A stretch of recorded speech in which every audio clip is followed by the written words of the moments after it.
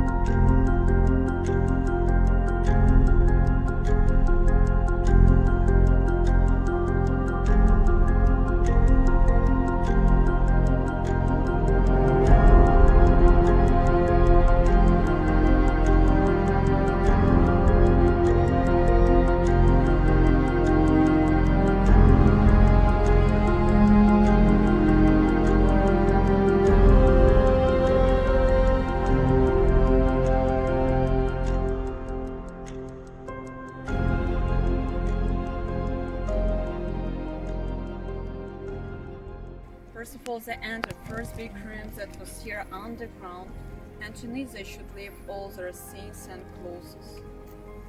But of course it wasn't that 2,000 people entered the room at once. No, Germans were quite clever. They considered that if there will be so many people inside, they won't be able to undress appropriately because there won't be enough space for them, and they will start to suspect something. That's why newly arrived were divided into smaller groups of 300, 400 people, and when one group was ready, they were taken to the second small room that was there underground. First of all, women and children. They entered that room. I didn't know what to expect. But they've seen this washing plugs fitted to the salon, so they considered that it was real shower. But then, one more group entered the same room, one more, and quite often next group they were already men. People started to panic. They didn't know what was going on. They were divided according to the sex on the ramp, but here they were all together. My first instinct was just to run away. But assessment pushed all of them into the room and closed the door. Only 15-20 minutes were needed to kill 2,000 people.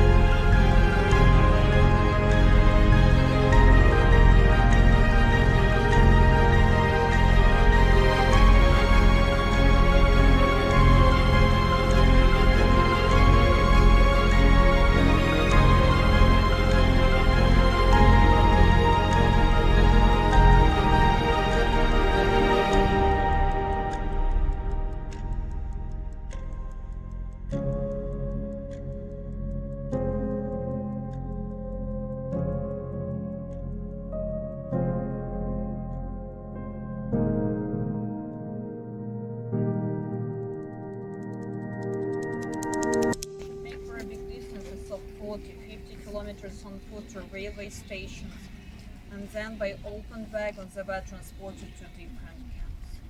And of course not all of them managed to stand this journey. Others should wait until April, May to be liberated from those camps. In this camp complex were left about 7,500 people. 27th of January 1945 they were liberated by Soviet army. But predominantly these were the weakest people, those who were not able to walk, who were not able to move. And so in Auschwitz one was created a hospital where for several months more they could get some medical care. Hundreds of them died soon after the liberation. That's because it was impossible to save their lives. Others were free. But where they should go? A lot of houses were completely destroyed during the war. In some houses already lived different families. Their relatives were killed in such places. These people had nothing, and they should start a completely new life.